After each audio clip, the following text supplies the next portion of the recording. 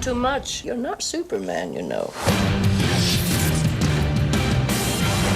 Hello, everyone. My name is Ryan Cam. We are officially on the road to Spider-Man Across the Spider-Verse, and I am so excited because over the next few Sundays, I'm going to be covering every Spider-Man movie I have yet to cover on this channel, which includes all of Raimi, all of Webb, and yeah, I've been looking for an excuse to talk about these movies for a while now because, yeah, there's a lot to talk about there, but I've got a special guest on today to talk about the first Spider-Man film that we ever got from Sam Raimi, released in 2002, and I'm so excited to have him on the channel. I have been looking forward to having him on. Matt Wyatt. Matt, how you doing? I'm doing good. Thank you for having me on, dude. I've been really looking forward to talking about Spider-Man. Yeah, so have I. But before we do that, why don't you tell everybody about you and your channel? Well, I just started my YouTube channel about not so about like a couple of weeks ago. I've been wanting to do this YouTube channel for a very long time. I wanted to branch out like multiple platforms by reviewing my movies and also putting out acting challenge videos for my TikTok because I also started TikTok like last year in June, and I've been doing it a lot since then, and I've been uploading more videos than I ever did. And yeah, I'm slowly starting to get increasing subscribers and numbers, and I'm just having a good time doing it, talking about movies and act. And I love acting. I even love doing like reenactments to popular movies, even comic book films as well. Yeah, that sounds great. Matt's got a great TikTok and an Instagram and YouTube. They'll all be linked in the description. Go give him a follow on all of those. I've known Matt for a while now. A funny story. We actually were in a Spider-Man trivia match together. I was the champion going in, and I got destroyed. I didn't know what I was expecting, but literally, it was like the old adage that Nick Fury talked about in the Avengers. Matt was the boot, I was the ant. It was not. It was fun because the environment and the people that I was around, but it was not fun because I was just like, oh man, that was not pretty on my part, but it was so much fun. Yeah, dude. I mean, it was one of the best nights I've had, and because this was like prior to release the Spider-Man No Way Home, and winning that trivia was like, oh my god, I was just jumping around, going nuts, and I look because I like working my butt off to watching as many Spider-Man movies to prep for this trivia, every detail, and memorize it before going into it. And you'd be surprised of how much I remember a lot of stuff, even some of the details that people may have missed. Yeah, that certainly became obvious for me because I was sitting there thinking to myself, like trying to place myself in the moment, and it's like, and you just like remembered it off the spot. So I was like a, I was in your world, and I was just living in it that night. But it was really just a great time. But let's dive into Spider-Man 2002. This was directed by Sam Raimi. This was the first of what would become the Raimi trilogy. Starred Tobey Maguire, James Franco, Willem Dafoe, not Kate Winslet, Kirsten Dunst, and many others. And you know, I was talking to you before we started, and I feel like we're kind of spoiled with how much comic book stuff we're getting. We just got the trailer for Blue Beetle last week, a super obscure character that I remember from Batman the Brave and the Bold, a super underrated show you all should check out. But unless you saw that or read the comics, you would have no idea who Blue Beetle was. So we live in very plum times for comic book fans and superhero movie fans. But I remember because I was like 4 or 5 when this came out, and I thought this was the greatest thing that ever happened. Like a man who could crawl up walls and shoot out like webs out of his wrists. That's the craziest thing ever, and I love it. I think I was Spider-Man like 3 Halloweens in a row with my friend Brandon and his brother Justin. So yeah, the spider fever was running wild. But my point is that I feel like the Raimi trilogy has gotten better as the years have gone on, as more and more comic book stuff have come out. The MCU's gone full blast. DC's had their issues, but we won't talk about that. Like indie stuff, smaller stuff, like V for Vendetta, The Losers, Kick-Ass, just branching out all over the place. And yet I still come back to this one, and it's one of those ones that I fondly remember. And maybe it's just because I was at the right age. but I don't know. It's one of those movies I think has aged really well. What was your first experience with this? Well, prior to the movie's release, I remember when the first teaser dropped in the theater when my uncle took me and my older brother to go see the Fellowship of the Ring on the big screen, and I didn't know anything that the live action was gonna come to fruition, that it was or even gonna get made, because I was someone who's watched the 1990s animated series, loving it to death, and every morning when I wake up in the morning watching the episodes of the 90s, I feel that a little bit nostalgic, and to see that character come to life in the big screen was like breathtaking, that I can't believe that they were actually doing it, because it was coming off of the success of the first X-Men movie a couple of years prior to its release.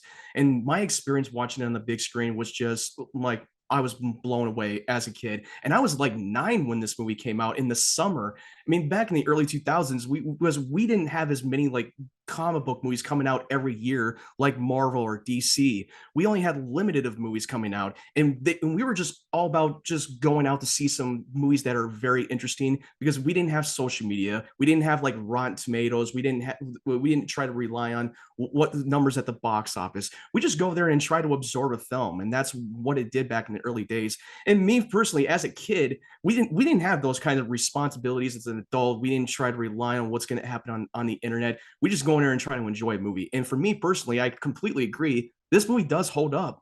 I really love the film. You had incredible writing. You have like one of the best concepts of why Peter is Spider-Man, including having the best origin story to be told in live action, and the practical fight scenes with the Goblin was awesome. I mean, we don't often get a lot of like practical superhero fight scenes in some superhero movies. Most of them have been done mostly CGI.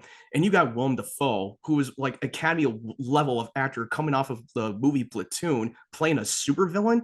It was awesome. And he mostly did 90% of his own stunts, and he was fully committed to playing this character. Yeah, there's a lot to unpack with those fights, and of course Willem Dafoe. It's funny you bring up the teaser trailer. Is that infamous teaser trailer where Spidey catches the helicopter in between the World Trade Centers, or was that edited at that point? No. It was a different teaser trailer, just showing you shots of the film that was already been filmed. So Oh, that's what it was. okay. I mean, I Because can't remember precisely what it was, but it was not the Trade Center. It was mostly the footage that was already been filmed, and which that was the trailer I saw. okay, because I remember specifically there was a thing where that trailer did happen, and of course 9/11 unfortunately happened, Oh and yeah, so it was which incredible. it happened on my birthday. Worst day ever. Like I'm legit. not even. I wish I was joking. Oh my God. I Wow. know. I don't mean to be dark here in this No. video. And Wow. I That's and I do and I you if you go up online and Google the teaser poster for Spider-Man, you see the reflection of the Twin Towers through the mask, which they after the film's release, they took that down at the time, but now you can find it online and see the poster. yeah, not to mention there's a bit of a montage where Spidey's like in full blast and he's going and stopping crime and it's through montage, but in like his left or right eye, you see the towers there too. So Oh yeah. Is it in the final product? Because I it, couldn't. It happened for a split second, because I could have assumed that they actually edited that out when they released it in theaters. I mean, I could be wrong. I mean, I it's probably have to go back and pause it. yeah, it's blink and you miss it, but I specifically remember being like, wow, they tried to get all of it, but they didn't get all of it. So it was Yeah. unfortunately it was out of their hands. It was a truly tragic event, but yeah, it was like you were bringing up is like there was no internet like we know back then. It was really just all reliant on this looks awesome, we should go and see it, and it was. And I think this is like you said, I think it's a good place to start. I think one thing you didn't bring up was Danny Elfman's score, because I Oh mean, yeah. the score across the Raimi trilogy in general is just awesome. But if you notice in this movie 2 and 3, the intros get like they get twisted a little more. Like in the first one is your standard, like is the standard Spider-Man theme, and then in Spider-Man 2, there's a little bit of a remix, and then in number 3, which is my personal favorite intro of the trilogy, when you get to the Venom stuff. and it hits the Venom like the da da da da da, and I that's a dramatic reenactment, but Well, that was the one that I think you were talking about, the one from Spider-Man 3 intro when they used the dun, dun, dun, dun, a little bit of a Sandman Venom thing when they yeah, changed it up in the opening of Spider-Man 3. yeah, that's the one. So I love how the theme gets progressively it evolves as the movies go on. I love the spirit of that, and just Danny Elfman's score in general just is wonderful, from the soft moments to the epic moments, everything in between. There is not a Spider-Man score that has come anywhere close. Oh, I completely 100% agree. It's arguably the best like live action like score from any Spider-Man movies. I mean, we can all love Andrew and Tom's Spider-Man, but the Tobey Maguire's version of it was like something special. It added more character, and you really feel it every scene that you watch in the film. It serves the story. Yeah, and just the downbeat of when you see the Columbia logo and you see it zoom away, and then you hear the Yeah, and then the the moment drums. you hear it, your blood is pumping. You're getting chills. Like, oh, here we go. Like I I listen to that soundtrack on my Spotify playlist like every day when I walk my dogs. I listen to the Spider-Man music soundtrack. Yeah, that's good running songs. When I run, I listen to just that opening. I mean, it's so good. But you bring up Tobey Maguire, and of course he's in the good graces now. He was in No Way Home, he crushed it. He was in Mhm. Babylon. Oh boy, he was in Babylon. Oh my god. But this is the role he was kind of known for and still is to a generation. Yeah. I kind of go back and forth between him and Tom Holland, but I still think like he's in conversation for the best Spider-Man ever. I don't it's like between him and Holland it's neck and neck for me at least. Yeah, it's very difficult to choose because we as our generation grew up with Tobey Maguire, and we grew attached to his story. And I love Tom Holland. Like a lot of people today's day and age really prefer him as Spider-Man, but now after watching No Way Home, I kind of prefer Andrew Garfield because I feel like his character had much more improvement because he needed more time to shine than the most of the three, because Toby and Tom already had their moment because Andrew got crapped on most than the other two actors. But I love all three of them equally, and it all depends on my mood of which one's my favorite Spider-Man because all three of them are fantastic. They definitely have their merits. Yeah.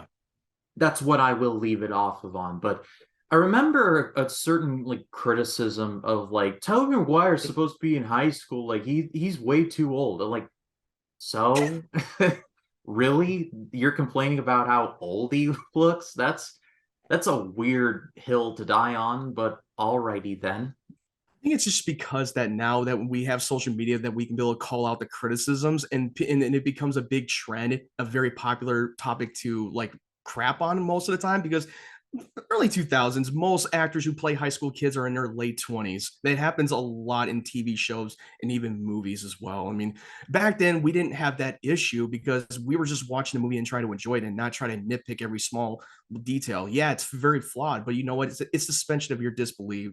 That's really just go along with it. Yeah, it's a weird example, but I just watched Nightmare on Elm Street 4 for the first time the other night.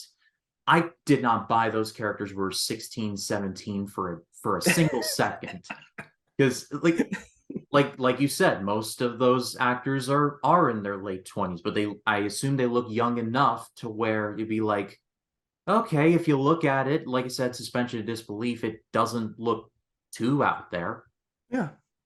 I mean, as long as you have a make us convinced that they're actually high school kids, even though that they look older, that are older than they look, just convince us that they're actually high school kids. Most of them are just like mostly in their senior year, and when they're in films like teen shows or movies, like Spider-Man, for instance, this was his senior year, not his freshman year.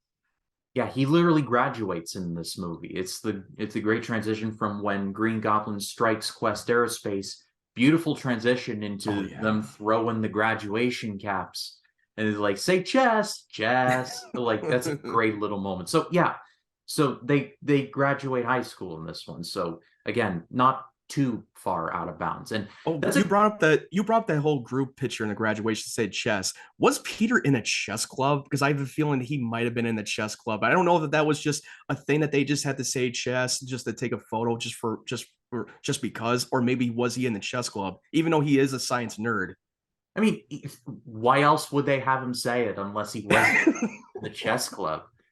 It Yeah. wouldn't make sense otherwise. But I guess this is as good a place as any to go into just how it's sold that the Tobey Maguire Spider-Man before he becomes Spider-Man is just the butt of the joke. I mean, literally the bus driver doesn't want anything to do with this kid. Like, stop the bus! Stop the bus! And the bus driver's like, what's that? I can't hear you. Like, just a real dick bus. Yeah, he's like, he's like, oh, ha, ha, don't worry, I'm gonna lose my job. Bye, nerd. I'm sorry, it's like that would never fly like that in real No. life because I mean, I know they just wanted to do that just to have the stereotypical d-bag characters that gives Peter a hard time because he's the nerd and the outcast. In which the bus driver, that was very far fetched. Oh, for sure. Like I said, never fly today with our social media. That would be on Facebook, Twitter, Instagram, like MySpace within minutes. Oh, And there he would would have be been fired. That bus driver would have been canned. hashtag canceled name of bus driver. It would never happen. But there's a great like follow up a little later in the movie where Peter gets bit and he's like, "Hey, stop the bus!" And he like his hand gets sticky and he grabs onto the side and tears the sign down. So that I don't know why that's just a nice little moment, a nice little full circle kind of thing. They kind of did that on purpose because they want to show off that now his powers are now manifesting. Even though the second time was stupid, but it was still cool to have him just stick on it to that paper and just rip it apart with his sticky hands. That was pretty cool scene. Yeah, but also on that bus we meet Mary Jane, played by Kirsten Dunst, and another criticism I've kind of seen over the years is how Kirsten Dunst is basically the girl who gets saved. And I think there's a kernel of truth there, but I think especially over the trilogy, she has a definitive arc. She comes from a difficult household. She tries to get into acting and she does, and she gets rejected. And basically, like she's a very tragic character. I don't think I'm too far out of bounds, Matt. Am I? No, I don't think you are. I just think that for me, when I just rewatched the film like a couple of hours ago, and I do agree that yeah, she does suffer a tragedy. She comes off as the more of the fun, popular, like attractive girl in school when her home life it sucks. She has an abusive father that she deals with like every day, and she hides all that when she meets with her friends and becomes the that she's literally putting on the mask, just as like what Peter is doing when he's Spider-Man. I mean, I liked her in the first movie a little more, but I felt like it kind of like did her dirty more in the sequels. She has her moments, but I kind of feel like she was done dirty in the sequels. But I liked her more in the first movie. Yeah, I kind of see it. And like I said, I think there's a kernel of truth to the whole to what you're saying there. But I think I sympathize with her a little more. The mask part, I did not think of that initially. That was a good call on that because I can't remember where it was said, but it was like we all wear masks for lack of a better word. Like we put out an outward image of what we want people to think of ourselves. And again, I know that's a quote somewhere, but I'm not pulling it from my memory. But it was something I heard somewhere. You're not alone. I heard someone said that, and I just can't remember it either. Yeah, but I think this is and now and then when they get to the museum and I there's so many like memes that have come out of this, but it's like the one that is I think stuck has been, I'm something of a insert thing here myself. Yeah, it's always been a meme for a very long time on social media. Yeah, and we can all sit there and laugh about it, and it was just Willem Dafoe just owns that line, and they even called it back to No Way Home, which that was pretty cool. And it was a great introduction to meet like Norman Osborn, that he's just a billionaire scientist and he's not paying attention to his son Harry. Harry's always been a rebellious teen who just trying to cry out for attention for his father because he ignores him. He just show him off that he's been bumping to school, and he just doesn't care. But he's always been a good friend to Peter. He's more of the brother figure to him. He's always looked out for him in high school. And now having Harry, now that Norman meets Peter, he's so fond of him. He's more like the son he wish he had, because he's smart. He's just as genius as much as Norman, and he's all about finding his own place on his own without having someone to tell him otherwise, finding his own path. And it made Harry so jealous that he wished he would have had that kind of love and affection. Yeah, that's another part of the Raimi trilogy that I think doesn't get talked about nearly enough. Is even though that the fact that Peter and Harry are friends, there's a level of resentment there that just bubbles in one, and it blows over in two, and then three, it just goes thermonuclear. But that's in three. We're talking about one here. But there's a level of resentment, especially from Harry, whereas like, yeah, they're friends, but I mean, like, there's clearly, like you said, Peter is the son that Norman Osborn always wanted. Mm-hmm. Yeah, that is true, and it drives the jealousy, especially with the whole resentment with the love triangle with MJ. They both love MJ. They both want to be with her, and every time there's a lot of jealousy between the two of them, even though that they love each other's brothers. But there's always, like you said, there's always a resentment between the two. It doesn't really help either that, and it's a throwaway line, but it's brought up that Harry's mother passes away before the movie starts, so that certainly did not help things, I imagine. Oh, wow. Yeah. Yeah, he has a lot of tragic too in his life, losing his mother. Yeah, a bit of a weird side road, but I don't know where I saw this from, but it's been several movies now, and Avengers Tower in the MCU is just kind of sitting there collecting dust. The running theory is that it's going to be the Baxter Building, or it's going to be Oscorp. And I'm thinking, and side road, because we're talking Green Goblin. My money's kind of that becoming Oscorp. You're not alone, because right now, because at the time in the MCU, the Oscorp building didn't exist, the company didn't exist, and even when Norman goes into his home into another world that Tom Holland is in, that someone else is in his house. Oscorp doesn't exist, not even Harry Osborn. So I mean, if they still want to move towards the Oscorp in the next installment for Spider-Man, cool. I mean, I would be intrigued about it, but I'm kind of have to lean towards the belief that the building will probably be the Baxter building, because they are like pushing further with the Fantastic Four project.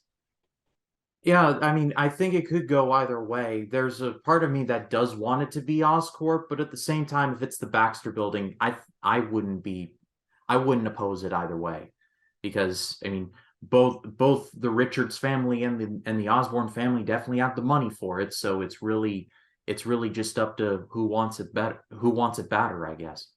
Right. Well, I think this is a good place to kind of pivot that into Norman Osborn becoming Green Goblin. That whole scene freaked me out as a kid when he's like, when he gets the formula, and he's like 200 million years, and we barely scratched the surface of human potential. He downs it, and then he goes into the chamber, and then calling back to the line earlier, the back to formula line, and he grabs the scientist in the chokehold. My heart skipped a beat when I first saw that in theaters. That was a freaky scene. And that just is credit to Willem Dafoe. He is the Green Goblin. Sorry, Dane DeHaan. Like, you're not even close. It's like Willem Dafoe and like nobody else. Dude, we don't talk about Dane DeHaan's Goblin We don't do that here. as him My too. my apologies. I look forward to arguing with Ryan from Realspective over that, but that's Oh, neither. that's gonna be interesting to watch. But yeah, that whole scene where Norman Osborn becomes the Goblin proper, oh, terrifying. That definitely Sam Raimi tapping into his Evil Dead playbook there. Yeah, because this was the guy who directed the three Evil Dead movie, a big horror director. Hit the way that he did the camera work, the editing, and even the sound design. It just makes you want to, your heart just beats fast and you just have an anxiety attack every time you watch that scene. And he did a great job with the whole editing technique. He's not new to doing that when it comes to being a horror filmmaker. And that was just very terrifying. And it takes commitment for like Willem Dafoe to really tap into the psycho, egotistical, dark character, kind of like Joker, for instance. It's kind of similar to that. And yeah, but they do address that he does have darker half. He has two personalities. That it's not really all Norman Osborn. That was Goblin. It was all Goblin doing all these terrible things. Yeah, and I love the dynamic that is in the movie where Norman Osborn is basically at the mercy of the Goblin. The Goblin is or is like an entity that is corrupting Norman Osborn, and Norman Osborn doesn't remember where he was or what he did or why he did it. But it's like the mask, like there's a great scene where Norman's basically like begging the mask to like just let him go, and it's like an is he, isn't he? Like, is he in control or is he at the mercy of something like his worst tendencies? And like the great scene where Defoe like looks himself in the mirror and he's like, remove those in your way. And it's like it's such a it's such a great little moment there specifically. And him looking around by many objects, like where is the Goblin that he's talking to, and the voice in his head? But no, it was the voice in his head, and he had to look in the mirror to communicate with him, which that was an incredible character study of the villain. That he's not some twirly mustache obvious character that just wants to kill everything. Like no, he has his own reason. You sympathize with him. You want to feel bad for Norman because he is literally like the victim than the Goblin. The Goblin was just taking over his body anytime he blacks out. Yeah, and it's a great like I said, a great moment of is he, isn't he? And it's just a balance of maybe he is letting it in, but maybe he's not. And I don't think it's ever truly stated like, oh, this guy's in control now and he's like just like sitting it back. I think there's a great and not ambivalence, but like left to one's imagination kind of Yep. dynamic. Well, I think like we talked about earlier, the fight scenes. I think that's a good place to talk about those because yeah, the fights are brutal in this, especially the ending where it's Spidey and Goblin in this. I want to say it looks like a construction site or a graveyard. I think it's a construction site, but just Goblin just beats the crap out of Spider-Man. Like Spidey's mask is all ripped to shreds. There's a great slow-mo moment where slow-mo can be overused at times. This is the best slow-mo moment in like film history, or one of the best, where like Goblin just punches Peter and goes, ugh! It's like it's terrifying, but then it's like a great reversal where it's all Goblin and then Peter fights back and pulls the wall down on top of him. I could do play by play on it, but it just like it doesn't do it justice. Yeah, I completely agree. And the place that they were fighting, it was just mostly an abandoned warehouse that was just completely destroyed. There's a lot of debris that is just have fallen apart. I do believe that there was a warehouse. And the fight, like you said, it was incredibly brutal and it was more practical. And it was not your traditional superhero CG fight that you've seen many times before in in a superhero movie. And it was you definitely see like Peter getting the crap kicked out of the Goblin. Like you really pissed him off. You refused his offer. Now you just humiliated him in front of everyone when he was like giving him a tough choice of who to save, the woman you love or the citizens, which it was so well done. I mean, yeah, the one thing that kind of bothered me a little bit was the kind of the goblin bomb that exploded right in front of him and his mask got shredded. But if you remember back in the concert, in the Times Square scene when the board members got incinerated instantly by that goblin bomb. I mean, I don't know if maybe it's because he has a different type of tech of explosives that he used against. But that I don't know. Maybe I might be wrong. Maybe it's just a regular bomb, and he just doesn't want to kill him instantly. He just wants to hurt him pretty badly. That's a good point. I honestly didn't remember that because that when CGI is used in this movie, I think some of it is just slightly dated. Effects work is really hard, Oh so yeah. I am particularly lenient on that. But when like when he's like, out am I, and he throws the bomb and the execs just turn into skeletons and just crumple. That's like that's like, whoa, okay, this guy is not fooling around anymore. And there's another like a negative where the kid was just standing and there was a big giant balloon was about to fall on top of him to a death when he had any time in the any moment to move out of the way. Like, come on, move. And he just still stands there. It's like, dude, get out of the way. I know you want, I know that the scene wants to have a superhero save and to make it more exciting, but come on, dude. You had every time in the world to move out of the way like everybody else. Do you have a death wish? Yeah, it's not like your traditional helium balloons. Those things are enormous. Like they're made of canvas. It just this is like just a bad situation altogether. So his like, yep, this is fine. Is like low IQ stuff right there. But I guess this is a good place as any to go into talking about some side characters. Uh, I think the definitive Uncle Ben has got to be Cliff Robertson. I mean, the dude won an Oscar in his career. He was in so much stuff, but he's always known for this. And what a legacy to leave behind. When with great power comes great responsibility. That whole scene in the car is great. But I don't think there has been an Uncle Ben that has come really close. Apologies to Martin Sheen, he's a good actor, but Cliff Robertson more than understood the assignment. Yeah, I definitely completely agree with you. Cliff Robertson was the definitive Uncle Ben that is like the moral compass in his life, including Aunt May. They were the two loving couple who just raised him to be a good person. And the scene in the car between him and Peter having a big argument, but giving him a lesson in life that these are the years of the man who is the man who's about to become the rest of his life, and you need to be careful what you're changing into. You have these incredible gifts, but you shouldn't use it. You shouldn't abuse that gift. You have to take responsibility for those gifts, and that was an important aspect to why Peter is Spider-Man, and especially after the wrestling match, after he got ripped off by that guy who was supposed to give him a lot of money after winning the wrestling, and then he got robbed, and the robber, and he had every time to stop that robber, and he just let it happen because he wanted payback. And what happened? It died. Uncle Ben died in the process, and that was on Peter. And that's why Peter took the responsibility for his gift and honor his wishes, so that none of any of the people had to face that circumstances that he had to go through. That's why he is Spider-Man. That's why, to me, the origin story of how he's Spider-Man isn't important. He's not just the guy just putting on a mask. There's more depth to it. There's a nice callback too, where when he lets Dennis Carradine go into the elevator, and the promoter's like, "You could have torn him apart.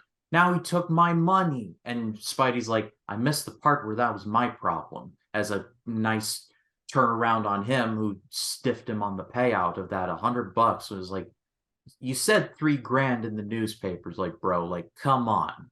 So yeah, it's great that little moment in a bubble, but like you were talking about, the whole great power, great responsibility thing, coupled with that, the scene earlier in the movie where Peter beats up Flash, because Flash Thompson is just a royal asshole in this movie. Like, there's no getting around it, and he gets exactly what he's coming to him. But with the context of what Uncle Ben says, is like, maybe you should have turned the other cheek on that one there, Pete, huh? Yeah, I mean, yeah, now you have these incredible gifts that now you can build a tear them apart and give your little revenge. But you know what? What he was trying to tell him, like, dude, you're better than that. You shouldn't have to like resort situation from violence. You can always find another solution. You're better than him. Because if you try to get your own little payback, it may feel good, but you may regret it, and you're no better than that guy. Without a doubt. And it just it's such it's and then immediately afterwards, where Peter like uses the web shooters for the first time, and he's like he's trying to figure it out, and just that whole scene is just really funny, where he says Shazam, like that was a, I don't know if that was on purpose, like to call back to Shazam. I don't know, but that was a great moment. But yeah, like Cliff Robertson just completely crushed it. Then you got Rosemary Harris, who, again, my apologies to Sally Field. She's a great actress, but Rosemary Harris like the definitive Aunt May. Like here, 2, and in 3, no one did it better. Completely agree. It's just about, no matter how great actors that you put on screen, it's just how they were written in the movie. And Sam Raimi did a perfect job of understanding Aunt May and Uncle Ben as a character, especially with Spider-Man. He understands it. And yeah, we can criticize how they've handled in TASM 1 and 2. It's just how they've written the script and the execution. It just wasn't as well executed as it was in the first 3 movies. Yeah, without a doubt. And then I think probably my favorite side character, J. Jonah Jameson, played by the incomparable J.K. Simmons. And really, as I've gotten older, one, I've gotten appreciation for the character because of the amazing laugh in number 2. The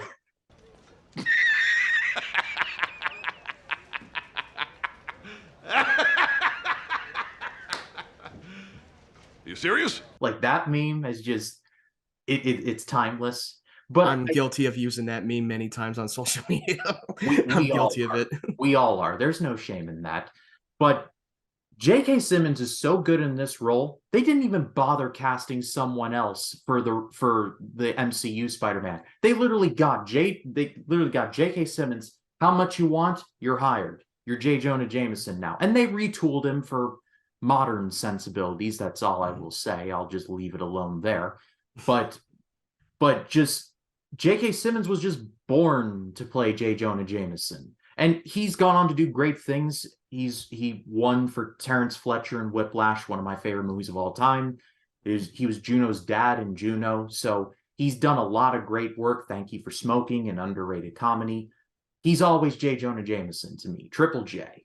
Did you watch J.K. Simmons in a supporting role where he plays the Paul Rudd in Andy Samberg's dad and called "I Love You, Man"? Have you seen?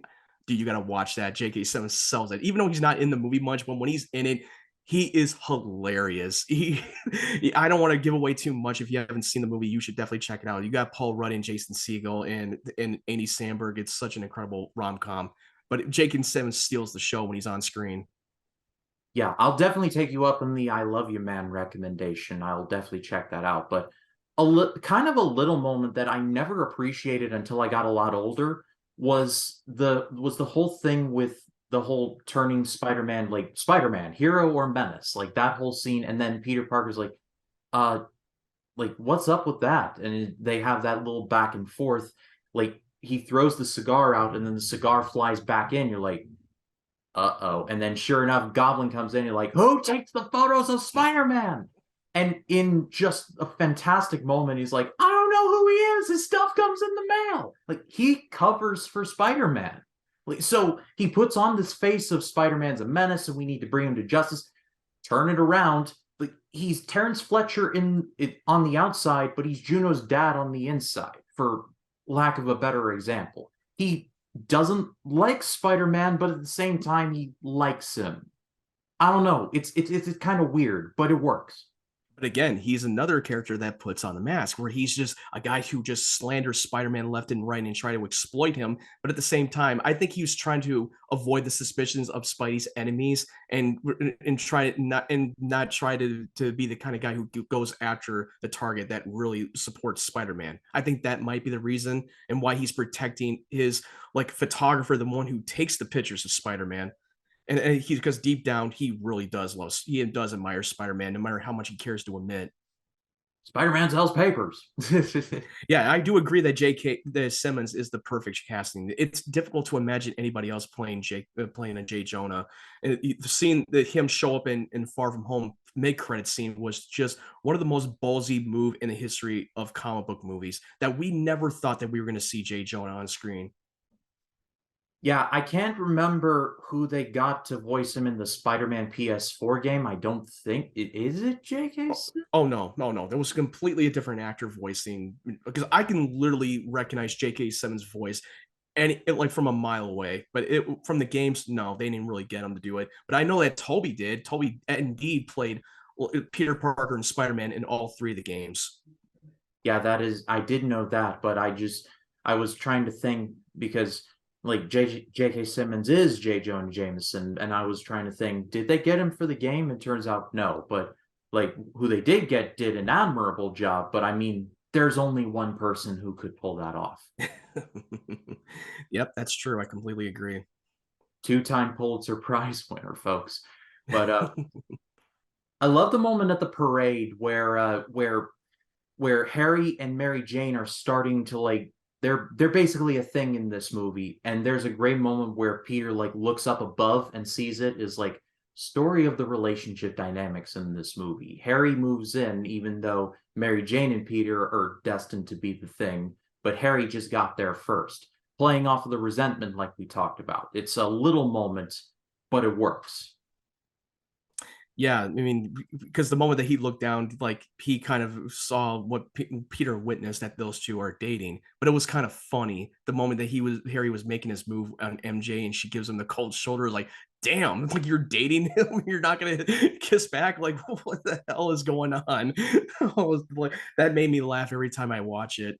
But yeah, but Peter knew a while ago when Peter just comes across with MJ through the diner, and he was just shocked that her and Harry are dating now. It was like, oh wow, that was just an interesting scene. And then him finding out that MJ is not pursuing and acting, that she's just a waitress at a diner, but he's more of an understanding, like, hey, not everything is going to go the way you wanted through your passionate career in life after high school. It's life. You got a job, and that's just life, and you have to just go with it. And that's what one of my favorite things about some superhero movies like Spider-Man is that he's just a regular guy who is just going through problems like everybody else, even though that he puts on the mask and goes around saves people, but he's going through tough times through job and his relationship to his friends and his girlfriend, and it's just like he's just like everybody else. He's not like the alien from another planet like Superman, or a billionaire like Bruce Wayne, even though they're one of the top tier characters. But most people would choose Spider-Man because he is the most relatable human character out of all of them. Without a doubt, and just really the story, like an underlying romantic through line through the trilogy is Peter and Mary Jane like coming close, but not really coming close. They come close in three, but it's like things just keep pulling them apart, and it's a thing I notice in that, and then in the MCU, like in the MCU Spider-Man, because in the MCU Spider-Man films, MJ and Peter officially become a thing, but Mhm. it's like it's almost destined to really not, because of course, spoiler alert for No Way Home, Doctor Strange removes all of the memories from everyone who knew as Spider-Man on that universe in that Earth, which means Mhm. that the Zendaya MJ has no idea who a Peter Parker is. So I feel like they're like a destined to get close, but not really become a thing. I don't know. I might be connecting dots that don't exist, but it's just something I noticed.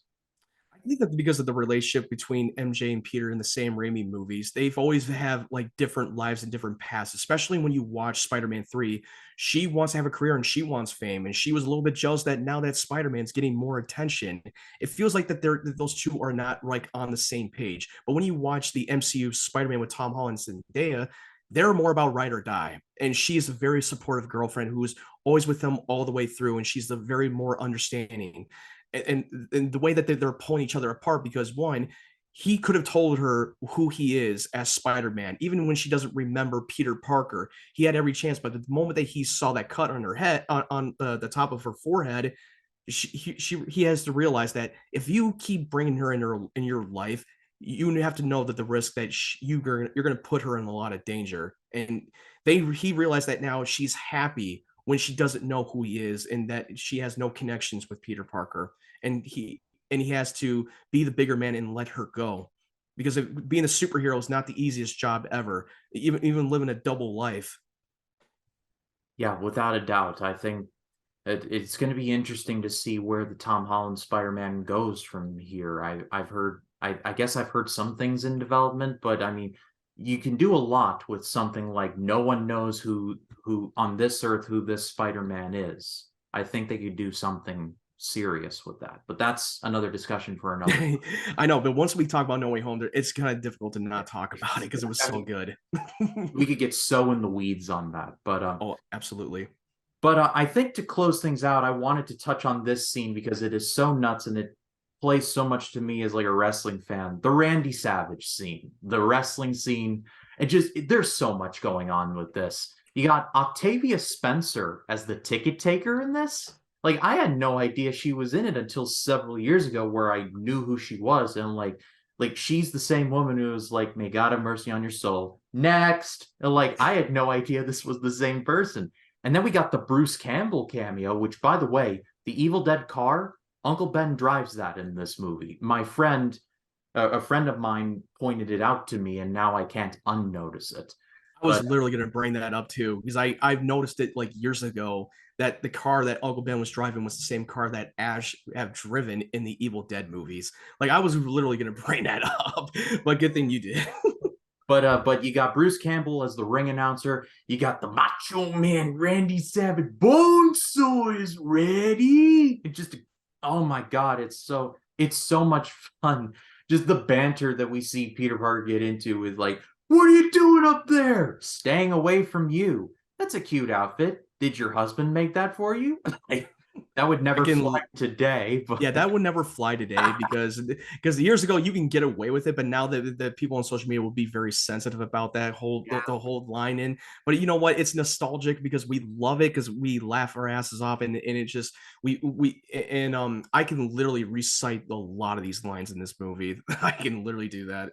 But yeah, the wrestling scene was pretty cool to watch. I mean, he was not prepared for this whole cage match. He thought it was just going to be some wrestling that he has to stall for 3 minutes, and him getting his ass handed to him was interesting. And then him getting back up and then boom, kicking the crap out of him and just beat him in about a minute without even breaking a sweat. And then now everybody started to root for him, even though they give him a hard time, all of them. And then now people are cheering for him after he just beat Bonesaw. Yeah, like Bonesaw's like his women like that come out with him. They're like, his groupies, rip all your legs off one at a time. And like, wow, someone in the wrestling world needs to bring that back. It's so over the top, but it's so fun at the same time.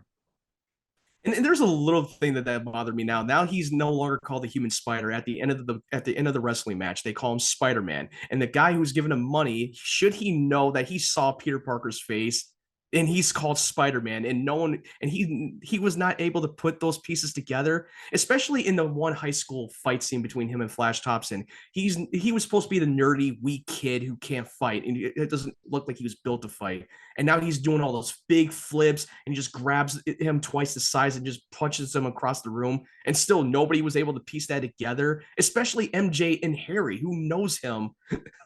I know that's just a little bit of a nitpick. Yeah, definitely something. It like I said, suspension of disbelief. You're kind of like, yeah, it would definitely be a little weird to not like, especially earlier when MJ slips on the orange juice and like Peter catches her and is like do catches like her whole lunch on the tray, and she's like, good reflexes. I'm like, yes, it's called the spider challenge. It's just.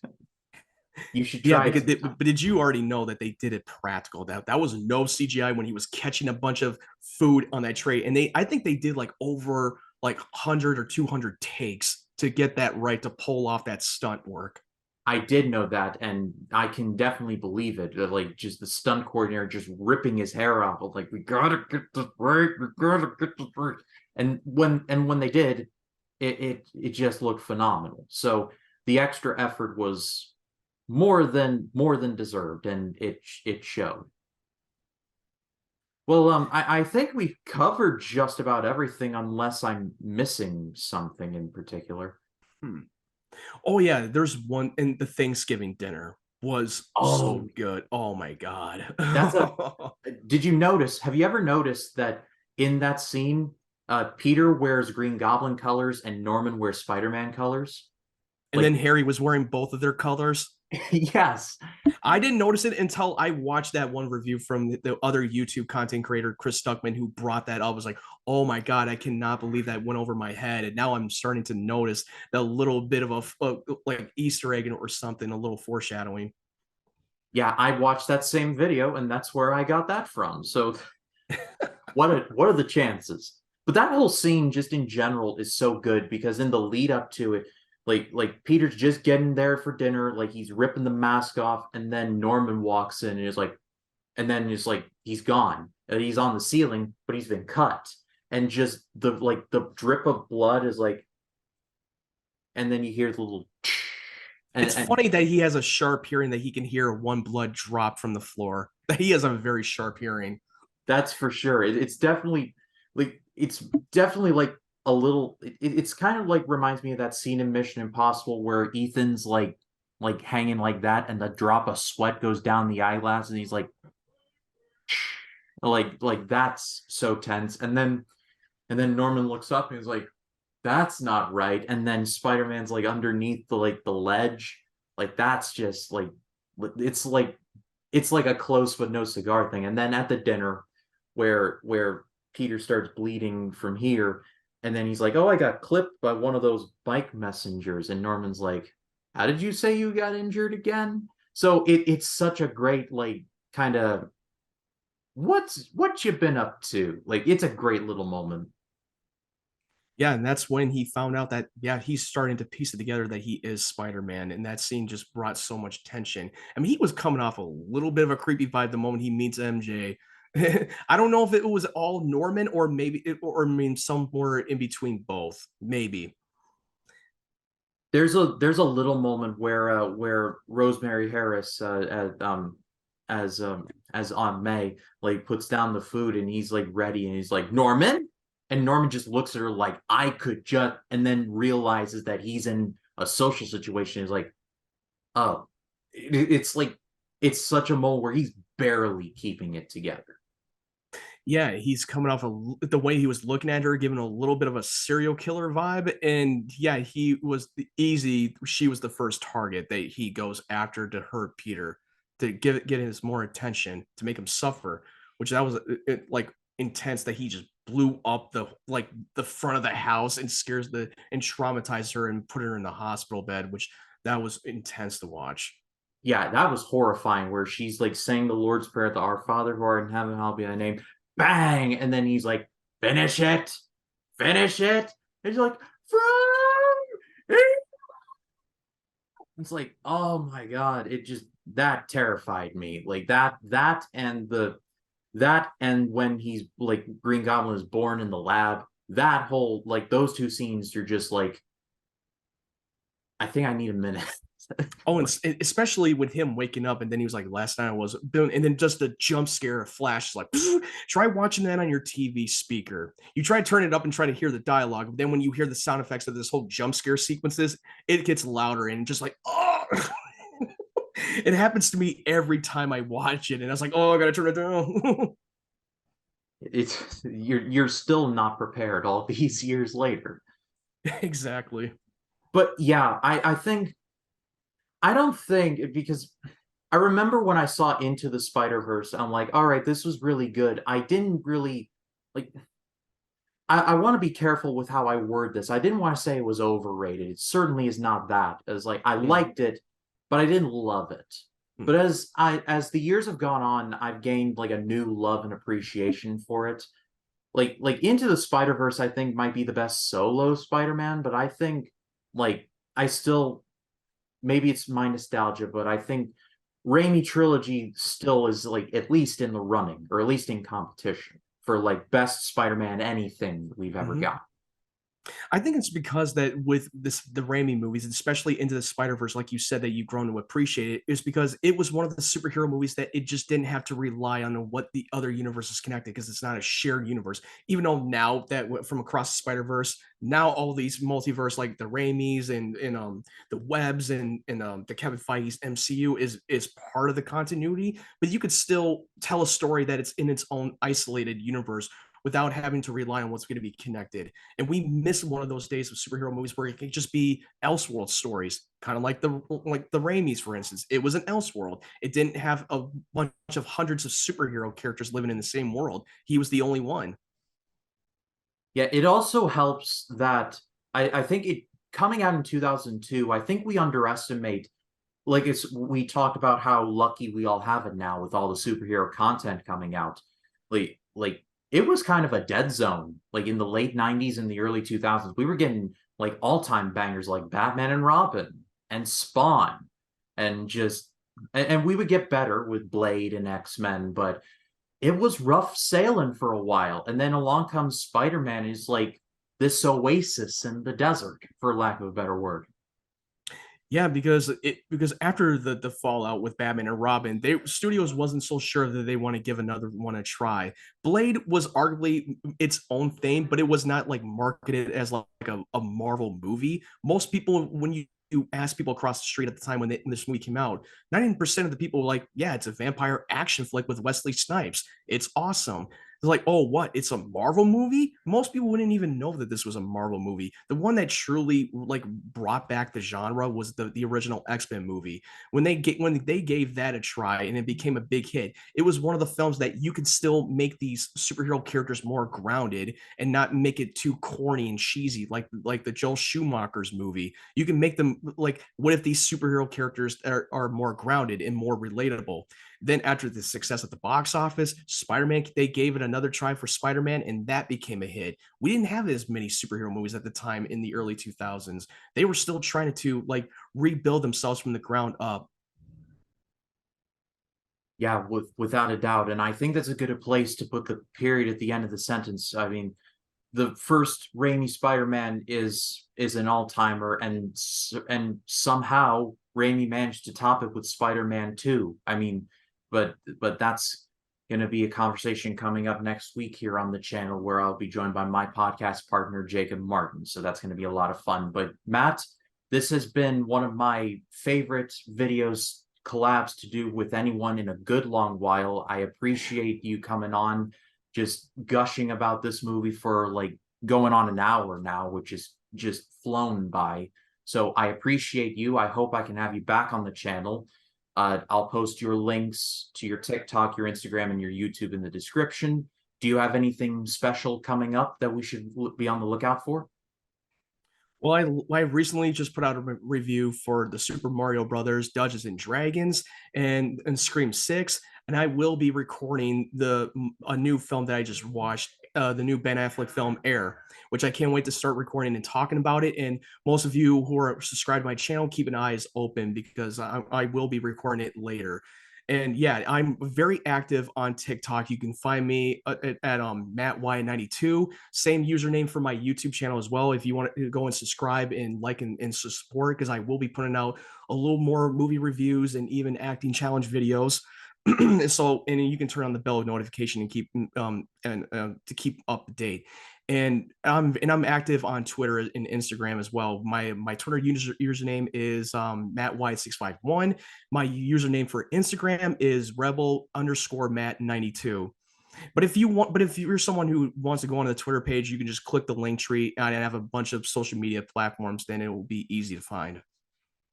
And that will be in the description. Go give Matt a follow and show your love over there. He truly does deserve it. But as for this channel, like I said, next week I will be joined by my Life in the Movies podcast co-host Jacob Martin to talk about Spider-Man 2. So look forward to that.